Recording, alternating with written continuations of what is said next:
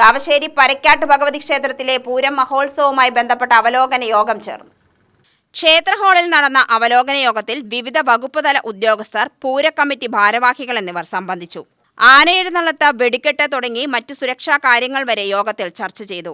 Alathur tahsildar S Saravanan അധ്യക്ഷനായി. ഇവിടെ തന്നെ 5 വെടിക്കെട്ടുകളാണ്, സാമ്പിൾ അടക്കം 8 വെടിക്കെട്ടുകളാണ് നടക്കുന്നത്.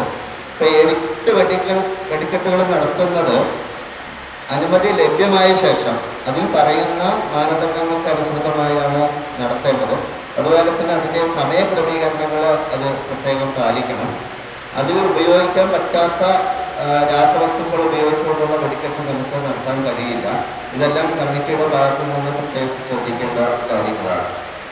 കൂടാതെ ഈ നല്ല വേനൽ സമയമാണ് നമുക്കിവിടെ ഉത്സവം നടക്കുന്നത്. അപ്പോൾ വരുന്ന ജനങ്ങൾക്കും കുടിവെള്ള സംവിധാനങ്ങൾ എന്താണ് എന്നുള്ള സംവിധാനങ്ങളെക്കുറിച്ചും ഒരു ചർച്ചകൾ ഉണ്ടാവും എന്ന് വിശ്വസിക്കുന്നു. പിന്നെ ആന, കുതിര ഇതെല്ലാം കടന്നു പോകുന്ന സ്ഥലങ്ങളിൽ അതിൻ്റെ ഇലക്ട്രിക് ലൈനുകൾ വല്ലതുണ്ടെങ്കിൽ, ആനയും കുതിരയും കടന്നു പോകുന്ന സ്ഥലങ്ങളിൽ ഇലക്ട്രിക് ലൈനുകൾ ഉണ്ടെങ്കിൽ അത് മുൻകൂട്ടി പരിശോധിച്ച് വല്ല താഴ്ന്നു കിടക്കുകയോ മറ്റോ ഉണ്ടെങ്കിൽ KSEBയുടെ അധികൃതർ അത് പരിശോധിച്ച് അതിന് വേണ്ട നടപടികൾ കൈക്കൊള്ളേണ്ടതാണ്. Police station house officer TN Unnikrishnan, trustee Sivanandan, ward member Gopan എന്നിവർ പ്രസംഗിച്ചു.